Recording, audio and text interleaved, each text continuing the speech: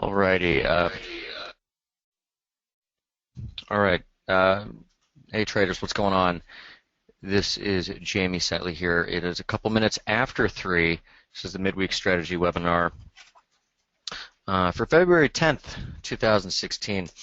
I've had some technical difficulties here getting this started today. For some reason, having to use the GoToMeeting instead of webinar application, and it is a little different. So hopefully if you ask questions and whatnot and throw them up here, I'll be able to see them.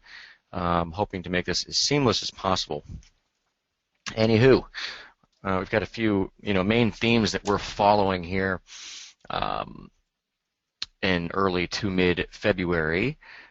Trading-wise, dollar CAD and oil getting really interesting, and we will get into that in a bit. Right now, I just kind of want to take a look at the U.S. dollar, right? It's because just the index. This is obviously, something that we've been on for quite some time, and really, since we came into this level last Wednesday, actually a week ago. Wednesday was kind of when everything hit the fan, if you remember, and that was when the big dollar break happened. And we had been looking just a few days earlier at a potential top based on the wave pattern, as well as a few measurements, right? We got that top, got an impulsive decline. I remain of the mind, that there is a corrective process underway. Price-wise, the market, as you know, came into the level that we were kind of an general area that we were looking at for resistance in this index. And that was, of course, more or less the year open, give or take, and came up into 12,156, pretty close to the high that was actually seen last. If I can scroll over a little bit, it was seen last year. Kind of had a double top there, but that was in between the two levels from March and April. I've traded off, and now we're down towards this, lower region that we came into last week, which is also, by the way, the December low. And of course, you got the trend line here. There's long-term slope. There's 200-day average. Point being, it's not going to be an easy level to crack. Okay, so was looking for this C wave to really take off today to the upside, in conjunction with a gold turn lower. If you remember the gold chart from the weekend, we had 1,200 as a spot. And we have pulled off that today. At 1,200, we came all the way down to 1,180. Okay, so we have pulled off a bit. We'll see from here whether we, spend a little time going sideways or not. Probably need to, given the momentum in this market.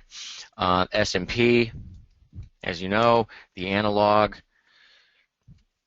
looking for that high today or tomorrow, recovery high, before we head lower yet again. And we're getting these responses in, the big markets that we're following, right? As far as S&P, gold, euro came off a decent amount, right into 1159, cited support from, of course, the post NFP level. But the index itself, we're not really seeing a whole lot, right? It's kind of flatlining. Obviously, a product of a few things, notably, divergent moves in the dollar, as Aussie's really kind of doing nothing, pounds all over the place, dollar yen's exceptionally weak, and euro's kind of all over the place. So whether we get this C wave to the upside or not, I'm really not quite sure. I don't know. I do know that if we were to get it, it would be a hell of a selling opportunity in the dollar, generally speaking. So just kind of, I don't want you to forget about it. Is all I'm getting at here. But why don't we just go into the setups that we are following. And from last night's post, we'll kind of go to some of the swing updates and just go that way.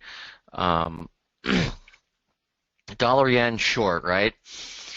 Let's talk about dollar yen first. And I think a daily chart is probably a good thing to take a peek at right now. Let's see.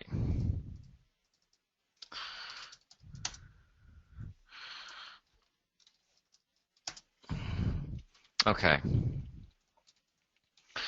So here's the daily for dollar yen. 1407, I have it marked here because it's two equal legs down from the high. All right. 1407. Okay, as you can see right here. So that's, where we are. We're trading 1407 right now. The dollar yen exchange rate has been down now for 1, 2, 3, 4, 5, 6, 7 out of the last 8 days. Honestly, it kind of surprised me from the fact that you haven't seen any sort of a rebound with equities. Again, equities are actually holding up at their lows. We got the bounce that we were looking for from the analog. Dollar yen just kind of down every day, down every day. It's extraordinarily heavy.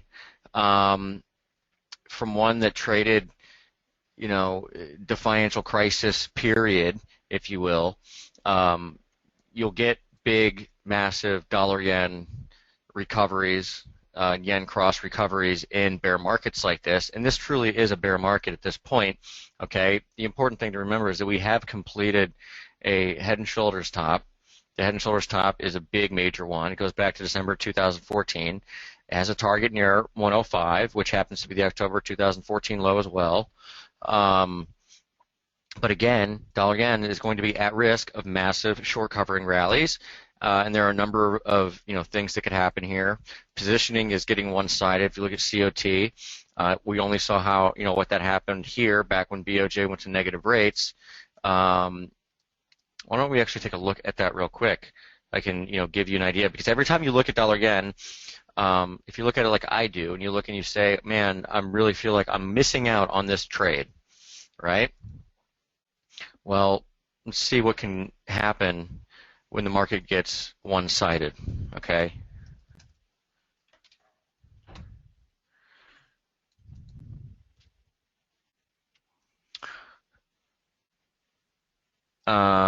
You guys can hear me correct? Okay. Hossein saying it has no voice.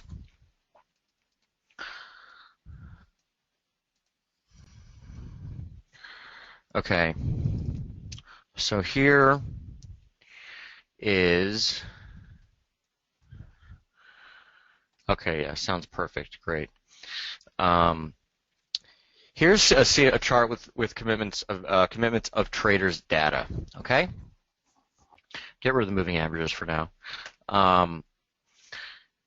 Just so you know what this is, the top blue line is what's known as the commercial hedgers group. Okay, there's two main groups in markets: commercial hedgers, and they're just like it sounds, they're always hedging. And they'll be basically going against price all the time, because as price goes up, they'll hedge against price declines. So they'll be selling. As price goes down, they'll hedge against price advances. They're basically always averaging in. These are massive, massive corporations and the deepest pockets that you can possibly get. Okay, the red line are speculators, and they're trend followers. So these are hedge funds that are large enough to report, and they go with price. Okay, so they'll be right in trends. As an example, hedgers turn short short yen, which is long dollar yen, back here, all the way back in October 2012. So they were right for this entire decline. Okay, they just recently actually turned long in January, the first week of January. Okay, so they could be right if a massive yen advance, dollar yen decline's underway. But they will experience very sharp moves in the opposite direction when they get kind of over-positioned to one side. And if I just show you here, this indicator takes both groups and combines them. As you can see, you've got the positioning, basically the most one-sided towards speculators buying yen, being short dollar yen, if you will, since February, ironically, February 2012. So exactly 4 years ago. This is the week of 2/10/2012. So the implication is that there is a lot of fuel, if you will, to generate a move lower in yen, which would be higher in dollar yen. When the market's positioned, that far, or that one-sided, it doesn't take a lot for it to move. Okay, because all it takes is, the someone to come out, say something, and then there's a scramble for positions and people getting out quickly because they're at bad prices, and it's kind of like a feedback loop. So, you'll hear things in the news like, oh, it was just, a covering rally or, a dollar yen or whatever. That's actually kind of true. It's about as honest as it can get with respect to the media. So, with the market currently like this, in my opinion, it's absolutely dangerous to be, on the side of playing a breakdown, because I think you could definitely get back above 116 into the level that you just broke and basically just, have a retest of this level. Mark actually brings up a question, then why not just go long dollar yen right now with, 200 pip stop loss? Well, this is not, I wouldn't use this as a setup, okay, indicator. This is like a warning. Again, if you were trading financial crisis, this is back in 2008, 2009, okay? You can move 200 pips. Dollar yen could move down to, 112 and then come all the way back to 116 within a matter of 1 to 2 days, and it really would be pretty normal within the confines of a, trading kind of a crisis type of market. So, I don't have any desire to do that, or to trade that way. You're obviously more than free to do what you want to do. But the next level on this chart is 112.31. That's the gap from the BOG intervention in 2014, October 2014, Halloween, and it was a Thursday night. But if you got down there, that might be an area to trade off of. Mark, the best way, and anyone else out there, the best way to trade something like this, in my opinion, follow this for short-term lows. If you get, say, for example, let's go to the 60-minute chart. Okay. We just had an hourly reversal, okay? And we're 15 minutes into the new hour. So if you wanted to, you could take a long with a stop below 113.70, okay? Have very tight stops, look to catch, short-term lows, and if it works out for you and you start moving higher, then move to break even, and maybe it'll work out. But as far as saying, man, there's going to be a huge low because positioning is one-sided, it doesn't really work that way. The market can tank right through another couple hundred points and then get a V reversal on some sort of intervention efforts in Japan. Okay, for me, the trade is to actually sell the rally because dollar yen's in a bear market. Okay, my point is that the way the market's positioned at the moment, there's a massive risk of a back test or retest of 116. So I'd rather look to sell 116s with a 117, 60 stop or so, which is above Monday's high, and then look to take it down to the next, big levels, down towards the lower parallel on the daily, which would be down near 110, and eventually 105, which is the head and shoulders target. Okay, but as far as, yeah, man, let's just go long because there's resistance that's higher, not going to fly. All right, so that's dollar yen. Spent a lot of time on that. We'll move on. Euro dollar.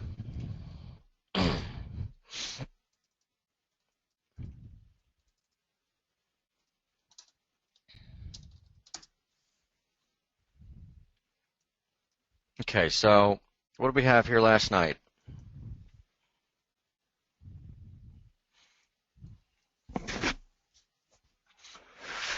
Looked at 111.42.59 as support.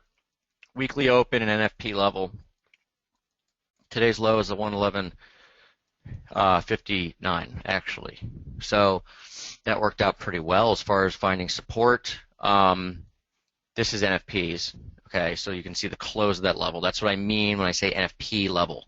Okay, it's oftentimes a great reference point to use, especially when it intersects with slope like it did today. The level for support now, and I'll probably put in an order tonight to go long at 112 because that would be hourly reversal support from today in today's sell-off. So that would be 112, putting stops probably just under this bar, under the median line, maybe under the week open to give it a little bit more room. And the next level that we'd be talking about on the upside we have come into a pretty well-defined spot here. So I'm not sure how easy it's going to be to break through here. But if it does break through here, the next level for me on the upside is probably just the median line, and I'm not quite sure, which. Here's what we're going to do. Let's draw together. If you want to put up a chart, let's put up a daily chart just to make it. There's two ways to draw this right now, right? And they're both pretty similar. But if you go here, so go off the high in May of last year, okay, you've got this one. Not bad. The other one's going to be this one. Okay. Now, initially, I'd probably look to the one drawn off of the high back in August because it's a little flatter. It's not that much flatter, but it's a little flatter, and that would put you up near 115 or so over the next number of days / week, which guess what is right at the high that you made in October. So, this still is a pretty, wide-ranging market. Yes, this is a breakout above this level, but within the context of the bigger picture, this is very much still a range, and range resistance is very much still up near 115, maybe slightly higher. 115.30 was actually the high from last February. Okay, that was this level right here, and 114.94 was the high in October. So you've got a pretty solid little. This is the area that was circled on the chart last night. Okay, you got a median line up there that, I think we could most certainly get into and eventually be coming back probably to this line here, okay, which as you can see has been resistance and was support on the breakout and on the pullback, okay. So 115 area, probably the next important level of interest. Today's move and hold of 1159, the NFP level, I actually see as a pretty positive technical event, if you will, because no doubt there's probably plenty of people trying to fade the hell out of this euro breakout, and every time they see it pull off for like a couple hours, it's the top, right? Well, that'll keep going until everyone really gives up, and 115 might just be that area. Now, if we look at even bigger picture stuff, I'll pull up if you've noticed, I've started using more my trade station for stuff, for trading kind of charts. But longer term charts, I do still like TradingView because the data goes back further. And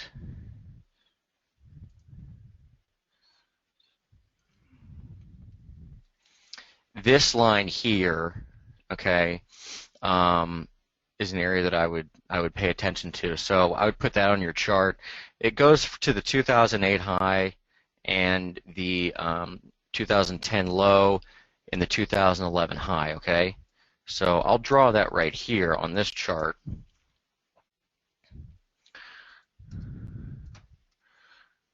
So this line here,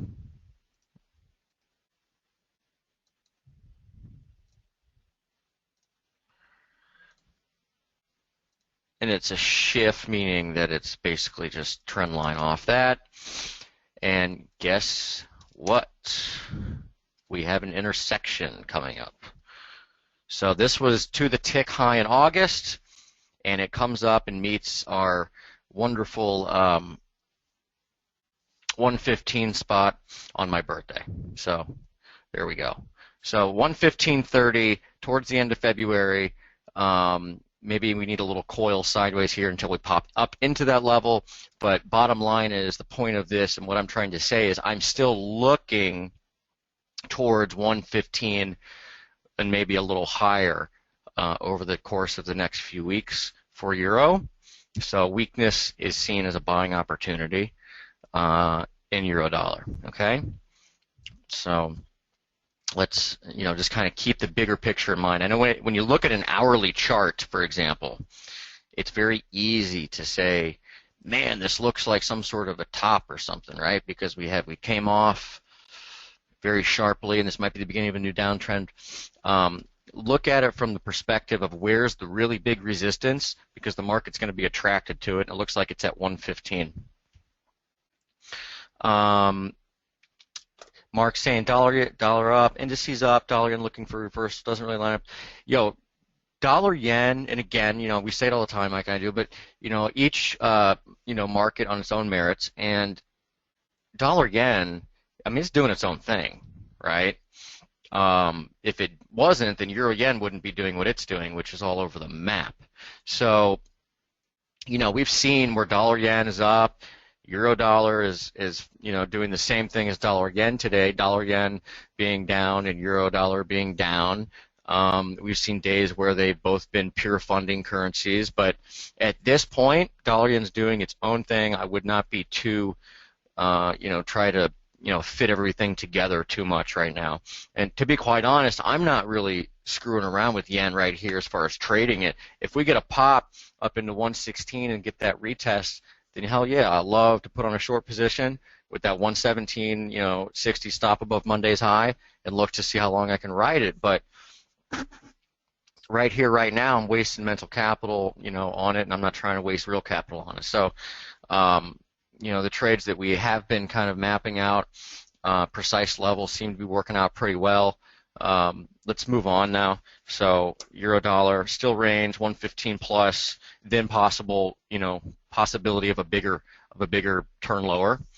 And that's kind of my thinking for euro crosses in general. So euro kiwi, I still want to try to ride that higher up until you got to euro 115 plus. Dollar CAD, let's go there. So made a kind of put together a scenario last night. Dollar CAD's one of the cleaner short-term patterns right now, right? After a 5-week rally off the low, looking for a pullback into 37.82, 38.16. Got that low at 37.86, and again, here's the 5-wave pattern. This is like clean as day. This is the best way to use Elliott. When you see 5 waves and they stick out, like a sore thumb, I mean, this is 1, 2, 3, 4, 5, okay? A kindergartner could label this. That's when it's useful, okay? It's not useful when you're trying to fit the pattern to the price, to the market.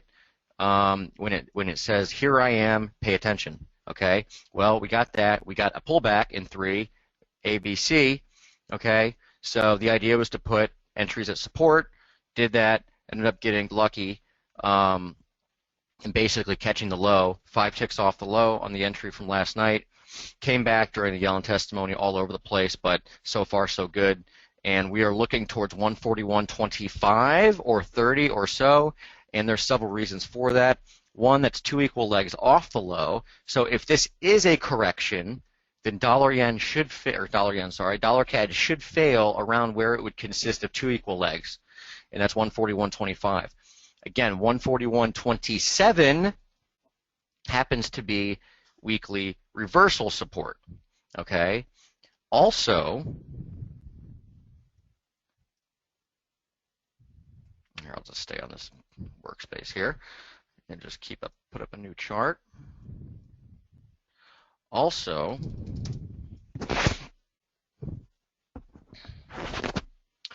you've got, here's the weekly chart, right?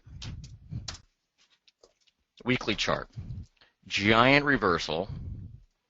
The close of that bar is what we call weekly reversal, resistance, or high week close, whatever you want to call it. Point being, it's a big level, and it's the same level as 2 equal legs off the low. Again, even bigger picture, we've got the massive long-term resistance up there from the sliding parallel that goes off the highs back in whatever, it was like the 90s or something. So, I mean, there's a lot of stuff up there. But what really excites me as far as this being a much bigger turn in the dollar CAD market is the relationship that we're seeing right now with oil. And many, many months ago, we put out a free piece talking about oil and CAD. Okay, so this is oil and CAD revisited. We want just oil and CAD. Oil and CAD. Okay, this is back in September. This chart here, crude oil futures and Canadian dollar futures. Okay, so what you're doing here is basically understanding that they do tend to move together, but sometimes you will get one market turning before the other, right? Well, if we do that exercise here, and I put in, say, Canadian dollar futures, and I put in, let's say, crude oil futures, okay, you're going to see, obviously, that crude oil is more or less on its low. It's 27.39 low. We actually have made a new low for the move today. So for the trend, I'm talking about the entire bear trend, we've made a new low. So we already have technically that divergence in place. Now, crude oil probably is going to go a little further to the downside. I've got possible big long-term kind of slope deal down there near 25.50 or so. You have to go to the long-term trading view charts to see that. I think I might have that on the site in the long-term page, but I'm not sure. If I don't, I'll put it up there this weekend. But here's the picture I'm talking about. Basically, you have the slope off the highs from 2011 and 2013. That same slope, when extended from important highs and lows, is pretty useful. In fact, it actually is the same line that cuts through the 2003 high and the financial crisis 2009 low. And guess what? That line is just below here, near 25.50. So if we can get down to 25.50, that would put dollar CAD obviously at a higher level than it is now, but maybe not all the way back up to where it was, at the top, which is 146.89, I do believe. So if we look at dollar CAD, and kind of looking for that, 141.64 is the retracement, 141.25, which is two equal legs off the lows we just talked about, and weekly reversal level. That's where that's where I go neutral. That's why the target is where it is, and that's where I'd start thinking about the short side, because again, you'd have that big divergence with oil, and we've seen that throughout history where you get the final last gasp in oil while dollar CAD's already reversed, and while everyone is like, oh man, here it goes, we're going to new highs in dollar CAD. Well, that's like the worst time to think about going to new highs in dollar CAD because crude oil is making its final low. Okay, so it's setting up for something like that. And again, the just moving average. Okay, 20-day moving average. For whatever reason, different currency pairs sometimes will follow or respond to certain moving averages.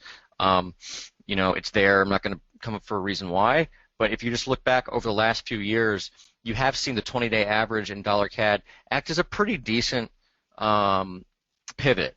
Okay, and once you've crossed through it and the slope's changed, and here the slope has changed to negative on the moving average, come back, retest it. And it's already in line with the levels we're looking at anyway. So, there's a lot there to kind of put you on the on alert for potentially selling, not just selling. We're long dollar CAD, but potentially flipping to a short position in dollar CAD up near that 141.20/30 area. Okay. So that is one of my favorite kind of themes, favorite setups, favorite things to trade right now is this dollar CAD. All right. Moving on, go to pound dollar. Actually, I'm getting close to looking for a sell on pound dollar. Again, talked about 45.88, 46.13 last night being a level to look at. That is daily reversal level. It's also the post BOE level, so it's a high volume spot. Pound dollar, we're looking at this analog. You look at a chart like this and it looks like hell, right? It's sideways for like the next 2 months, possibly. If something like that were to materialize, it would frustrate the hell out of a lot of people, but you know what? It could actually be quite profitable because, if you're in a 200, 300, 400 pip range, I mean, back and forth many times, it's not bad, okay? Um, and if we look at dollar CAD now, we have pretty well-defined levels. Again, this level, former, support on the median line becoming resistance. Okay, so that's a good sign. Would be looking for, basically kind of a short maybe into tonight, to be quite honest. Especially if, the dollar in general is going to try to make that C wave. That puts you back down near 42.20, 42.60 for cable. Towards the end of this week, and then you'd start looking for support. So this, I would put cable in a category of a range trading environment, just because one, it's already seen massive decline, massive reversal, and everyone's so excited for the huge reversal. The market might need to calm down after big periods of high volatility. You do get periods of low volatility, so the whole idea fits, pretty nicely in my view, of maybe trading between basically 146 and 142 for the next, even couple months until we get the next big breakdown potentially underway. So that's pound. Dollar Swiss. Remember, this is the long-term one that we actually think could eventually go a lot higher. Obviously, the dollar needs to get its big washout going first, so the big resistance in euro dollar up at 115 might be something that helps as far as finding support for dollar Swiss. Hold on one second. Let's see.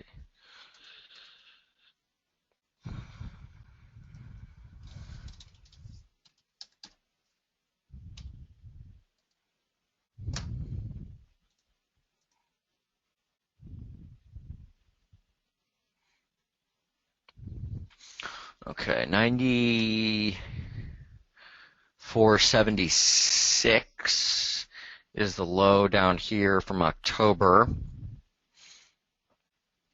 That is a level I'm not sure we are necessarily going to get to. The level I'm looking at basically is kind of in line with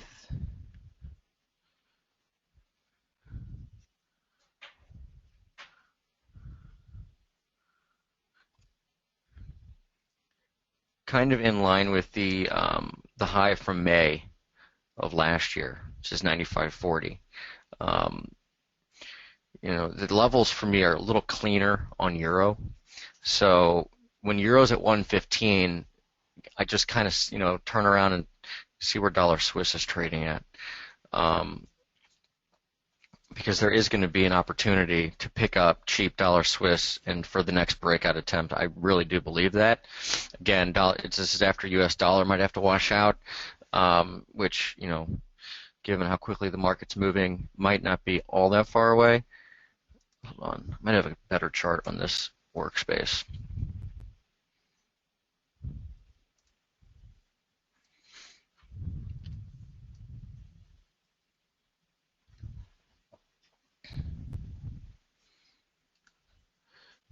This trend line is something to pay attention to here, okay?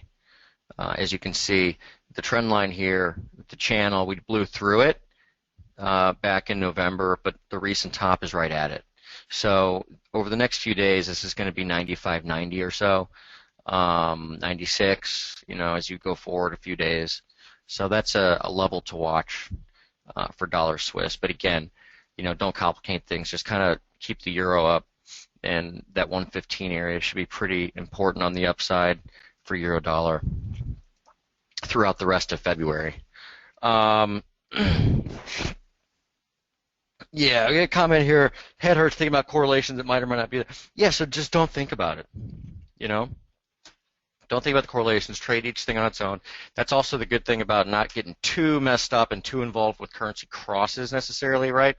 Non-dollar crosses, that is if you're, in the, trading dollar crosses, like it's kind of easy to put together strategies around some of these news events. So, like being long euro for a little while now, and then just going into today, taking a long dollar Swiss as well to kind of hedge that out. Small positions into the event risk, and then we'll see what happens over the next few days. But just kind of keeps you where you are. So that's where we are with dollar Swiss. Some of the commodity currencies obviously went through dollar CAD a lot, clean stuff going on there. Watch for support at 139 now, week open price. Aussie dollar, again, on the weekly charts, no change. Do think that we could be trying to put in a much bigger bottoming attempt. But the decline from last week on NFP is actually fairly clean in terms of its pattern being impulsive. So what I'd be looking for, what I am looking for, is failure on this rally that we have right now in Aussie dollar up near 71.40.50, right? 71.39 decline from 61.8 from the high. 71.48 NFP level. If we get above 71.48, I'd be quick to possibly change my mind on whether this is going to head lower for another leg lower. And there's reasons for that. One, obviously the long-term implications that we've talked about with slope and potentially turning up for a much larger rally. And two, the fact that these latest two lows, okay, on 2/2, February 2nd and February 9th, have actually occurred pretty close to former, upper parallel, resistance level, if you will. So, that's not random. Tells us that former resistance becoming support, blah, blah, blah. And we have had some behavior changes on the shorter term charts in terms of momentum, RSI profiles, high overbought levels, and the pullback could end up just being, or the decline could end up just being a pullback, but I'm going to make my mind up on that when I'm forced to, and that's after you get through 71.48. Okay, that's the big level for me. Dividing line, maintain kind of a neutral, leaning towards bearish stance the closer you get to 71.48. Line in the sand. Kiwi dollar, kind of similar. The decline wasn't as big. The advance isn't as big. Kiwi's basically kind of a less volatile brother of Aussie at the moment. But same idea, right? Kiwi actually could have a setup where it pokes to a new high up here and gets up near the year open to 68.20s. Finishes 5 waves off the low, 1, 2, 3, 4, 5, and then pulls back sharper. Okay, and that would actually be in line with the seasonal components of Kiwi. As you can see, Kiwi seasonals turned up after the last week of January, and they have continued higher, or the price has continued higher. But guess what? They turned down after this week too. So if you get a rip the rest of this week, and Kiwi look to be bearish for basically the next 2 weeks, because the seasonals are pretty bearish for the next 2 weeks, and then they turn up again. So that could be in line with potentially getting a fifth wave high up here, failing near the year open, which does, again, there's much longer term resistance up there, of course, right? You do have the median line right here. Okay, you could get up here, get up into 68 region, and then get another a slam back into the below 65 as part of a bottoming process. Okay, so again, being nimble, basically kind of maintaining a range type of mentality on Kiwi at the moment. Let's see, what else? That's pretty much everything I had to get through today, as far as going through the various currencies. And the shifts that we see that that are going on here. Are there any other any questions or that you guys want to go through specific markets or questions on some of the stuff that we just went over, I'd be happy to answer that. Where does SPX fit in? Well, it does seem right now as though they're fitting in mostly with, Europe against commodity crosses, especially Euro against Aussie, Euro against CAD, Euro against Kiwi. If you just look at the bounce that we had today in equities, or that's underway, where are you seeing the response in the market? It looks to be,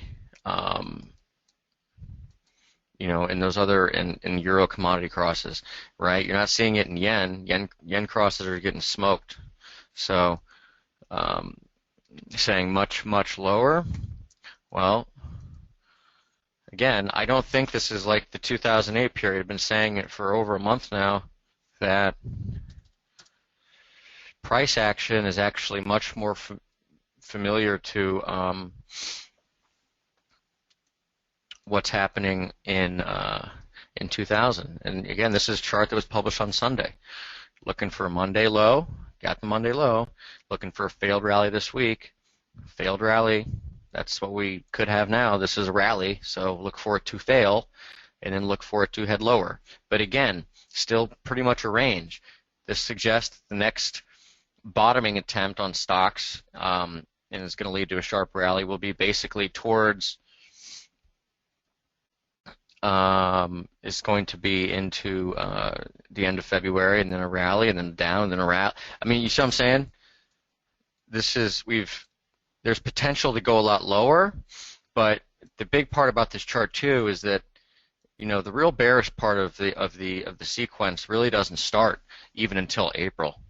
Okay, so this has been this has been following it just extraordinarily tight.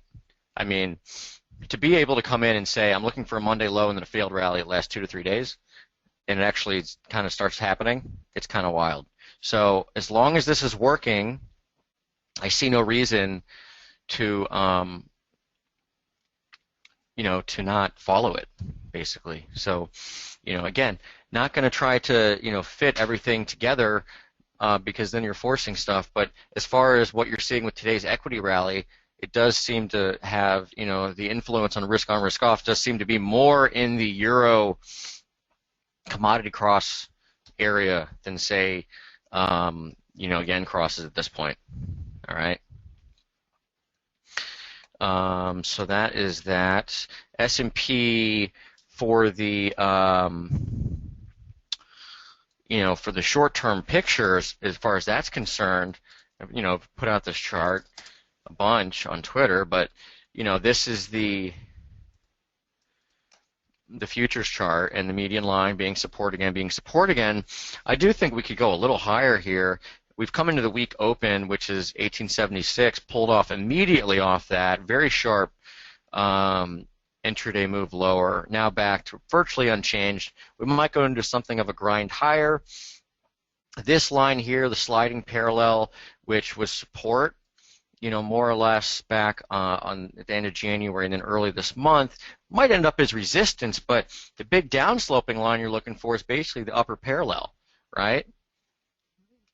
And, that's a little higher. It's not quite 1900 over the next few days, but it's pretty close. So it would be an area to look at, as far as failure on this move. Remember, the analog suggests that we're failing today or tomorrow. Yellen has more testimony tomorrow. There is, I think, there's a good deal of U.S. data on Friday. But I think the point is, if you're trading the S&P, or you just want to have an idea of where the S&P is going, the thing is to follow the analog. So you should look to be bearish on rallies, but maybe not just quite treat like this top as the top, right? You want to sell into resistance, but resistance is stacked at different levels. So 1876.25 on futures, and then the next level for me that I would be kind of a trader on would be the parallel up here, okay, which again is just shy of 1900 on futures. If I look at the ETF, that's interesting as well, because you can see it's going to have a different, obviously a much different look, because it's not including overnight sessions. But you know, this one too, you know, your next level of interest, I think, would probably be about the 50 line here, okay, which is more or less where the last decline came from, okay. But here you can't rule out, I don't think, getting all the way back up to the you know, the month open, which is up near 192.50, which again would put futures a little closer to like 1925. Okay, this has a very different look. It has a raised floor on it, so it suggests you're going to get a higher resistance, higher ceiling. But that 1900 area, 190 and SPY is where it all starts, you know, as far as the big resistance is concerned. Okay, so bottom line, still want to be a seller on strength in these things.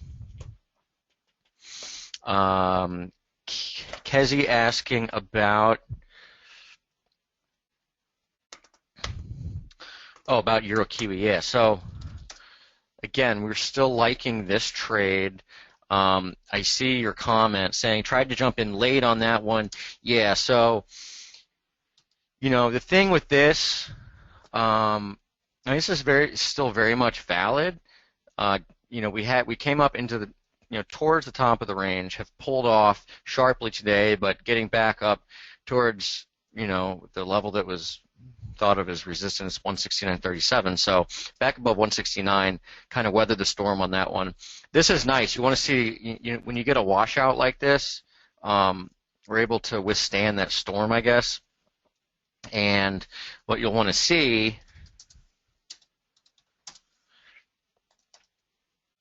still in a range here, but you know what? This sideways trade can end up producing the next big move on the upside. So we're able to get in towards the bottom of the range, survive the pullback from the top of the range, you know, get towards, you know, up through the top of the range on a closing basis, be able to tighten risk a little bit more. See what RSI looks like on the 4-hour. Remember, you want to see RSI hold up on, you know, at the 40s, and that's what we've got here. This recent dip at 50. For this trade, there's nothing to do here at this point, in my opinion, other than just kind of sit tight, right? It's not a place to add, not a place to really exit either.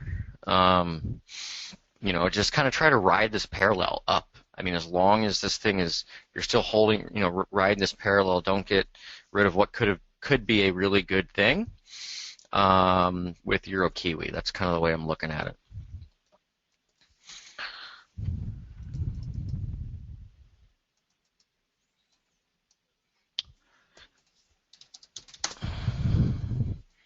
The next trades, you know, for me that I'd want to put in really be kind of what's in the swing update last night, which is, you know, pound dollar on the short side, because we're getting into the top of the range resistance that we're looking at. Dollar yen, a short side if it ever gets a retest of the breakdown level. Aussie dollar, 71.39.48. You know, this is one where I wouldn't necessarily put an order there because I'd be worried about it blowing through it, just because of the fact that the longer-term prospects on Aussie actually look okay. So you'd want to see some sort of, you know, 4-hour reversal up there or something like that, and eventually flipping to dollar CAD short on the upside too. But again, that's one too that, you know, not just putting an order at 41.20s, but seeing it trade up there and getting some sort of a reversal to make it a better proposition, because it's very difficult, you know, trading up to that. Where are you going to put your stop, right? You know, put a 500 pip stop, you know, probably not. So that's what we'll be looking at, those things for immediate type of ideas on the upside in the dollar for the correction to complete, and then looking to flip short on everything dollar-wise. All right? Okay. Mark, have a good rest of your week as well. Everyone have a great rest of your week. If there aren't any more questions, I'll wrap it up. Been about an hour here.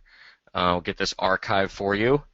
So you can kind of watch if you missed anything earlier, just want to go through some of the stuff before. Talked early in the webinar about what's up with, the dollar CAD situation, oil situation. I see it as being one of the bigger opportunities moving forward on a, kind of a swing, longer term even basis.